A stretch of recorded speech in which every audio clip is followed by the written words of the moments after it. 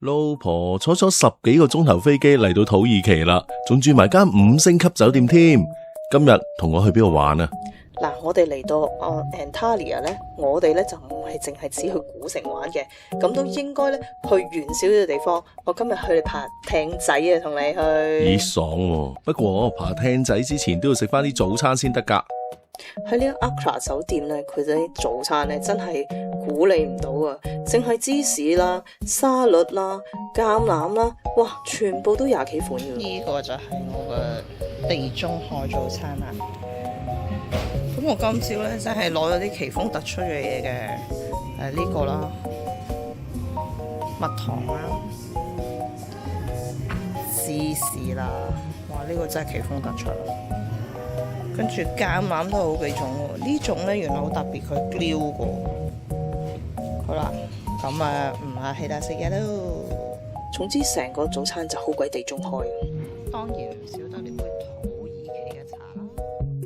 食飽飽之後咧，我哋咧就出去 meet up 個導遊，之後我哋咧就會坐個半鐘頭車去一個叫科魯普魯峽谷嘅地方爬艇嘅。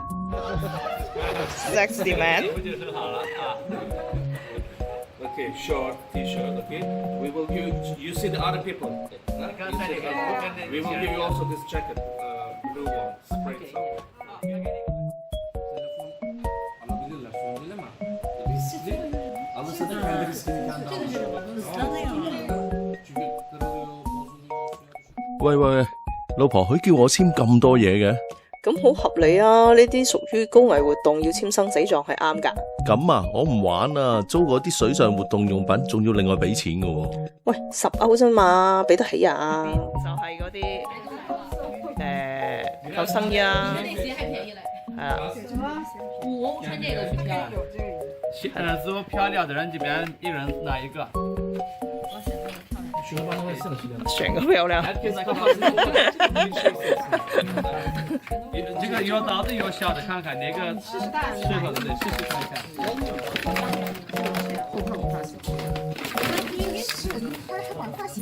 怎麼還得有髮型啊？哇！啲 friend 揀咁耐都仲未揀完嘅。你話揀仔就啱啫，但係揀頭盔啊。Backward, right side, forward, go. Left back, right go. Left back, right go. Hello, your left. You go back, left side. Back, right side, go. Okay, stop. Right side, backward, left side, forward, go. 我哋淨係咁樣練習，練咗4個字啊！哇！去個洗手間先啦，一陣間就喺呢一個位置玩噶啦，都幾驚險噶喎。呢條河咧叫柯普魯河，頭先阿 Sir 話全長14公里，叫我哋喺度慢慢 enjoy 喎。我哋咧就一心諗住去上船咯，但係點知出現咗個大問題，就係點搬條艇落去啊！你睇下大家，第一個動作係做乜咧？係要搬艇㗎，教佢哋練咧都有係。心機嘅係啦，會用普通話同你講點樣搬噶嘛，搬啦。水真係好清。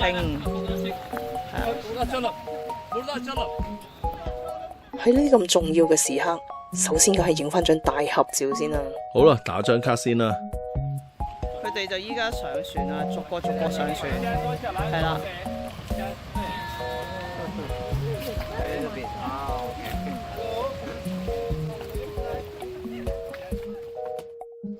拜拜，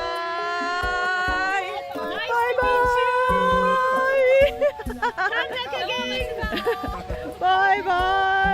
咁老婆你幾時上船啊？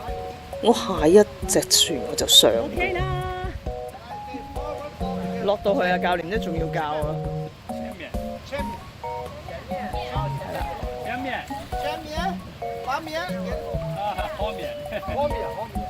係啦，其實因為嗰個土耳其籍嘅教練咧，佢係唔識講國語，所以咁，哇，佢露咗個鼓出嚟喎。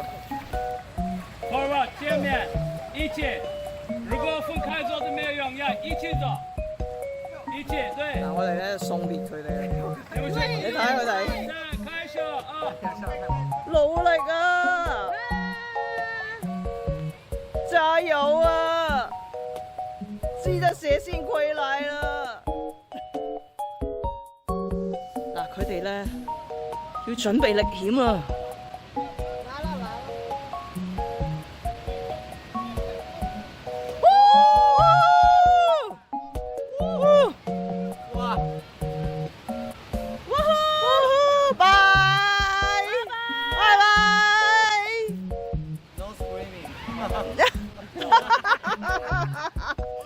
今次呢，我就冇落去玩嘅，咁咪喺度等咯。哇，原來佢真係有10幾公里嘅喎，我喺度足足等咗差唔多而家50分鐘啦，啱啱先見到佢哋嘅蹤影。如果200蚊到港紙啊，玩成個鐘頭，又真係幾抵玩嘅喎。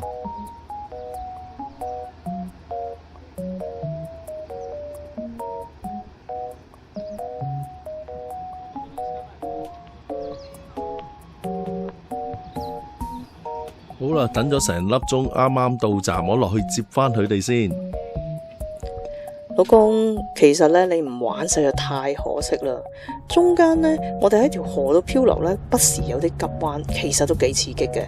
不過呢，都有啲時間呢，可以欣賞下山山水水，同你喺上面睇完全唔同噶。唉，去食啲嘢先啦，唔理你咁多。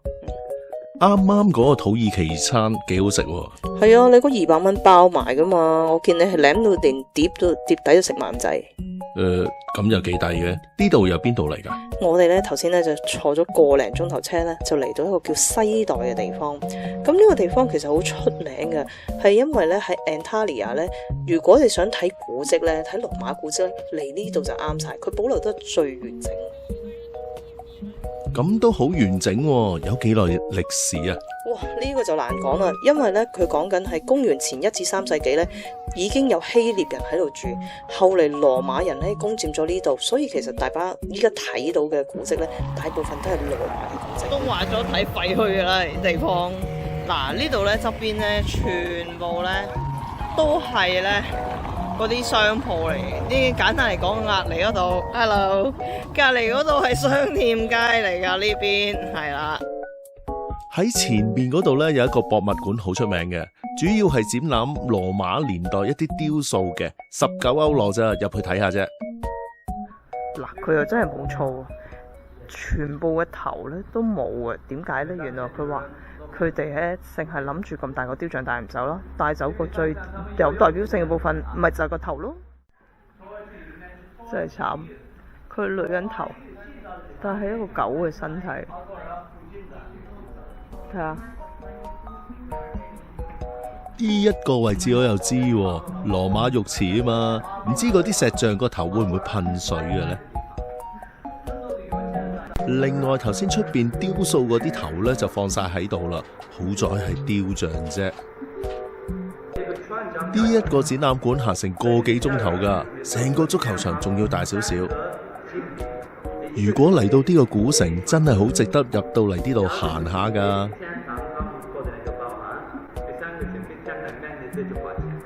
我覺得呢個人頭好熟啊！我哋覺得佢似佛地魔、哈利波特。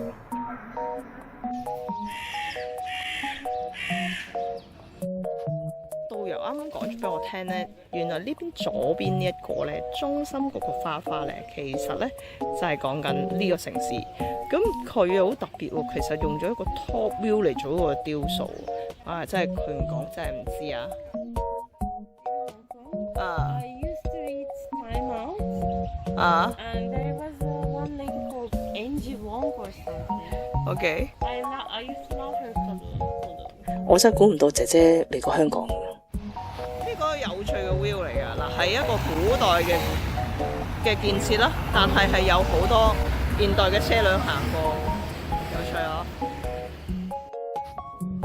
先穿沒關係 ，please 。到底有啲乜嘢咁特別咧？出嚟睇個海咯，地中海啊，呢個就係地中海。係啊，呢一度嘅古蹟呢，就真係好大嘅。頭先我哋2點零鐘過到嚟，行到而家5、6點鐘都仲未行完㗎喎。不過又有另外一番景象。嗱，黃昏時間咧嚟睇咧阿波羅神殿係最好嘅，一嚟唔曬啦，二嚟佢開着咗啲燈之後咧，又另外嚟到呢邊風味咧，又係一啲吃喝玩樂嘅地方。咁但係咧呢度嘅感覺咧，就比琴日 Old Town 咧係再要 natural 同舒服啲。但係其實嗰邊係閃銀店。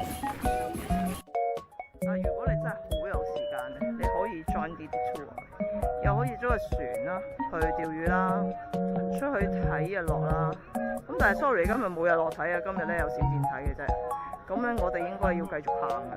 其實喺條街度真係冇乜見到土耳其人嘅喎。因為咧西代咧其實係一個幾旅遊點嘅地方啊，咁大家依家行緊呢條街咧，其實成條街咧都係講緊餐廳啦，咁而轉過灣咧，你會見到好多紀念品商店。如果喺海邊酒吧餐廳，其實都舒服嘅，同埋多數係食海鮮嘅，留意到。突然間咧落起狂風暴雨，咁但係我哋咧就決定唔喺度食飯啦。咁但係咧想最後介紹一下咧呢條街，其實呢條街啲屋係好特別嘅。咁但係你一睇你又唔係好鬼似嗰啲土耳其屋啊，有啲似乜嘢咧？歐式嗰啲，即係你有冇去奧地利啊、德國啊嗰啲屋仔，好有嗰種 feel 啊！好啦，唔講啦，好凍啊，拜拜。嗱，導遊咧啱啱咧就話呢啲屋咧叫乜嘢咧？今日個行程都幾好玩嘅喎，動靜皆宜。係啊，朝頭早去爬艇，晏晝就去行古城。個古城真係堅嘅喎。咁你中唔中意啊？我中意啊！咁聽日去邊度玩啊？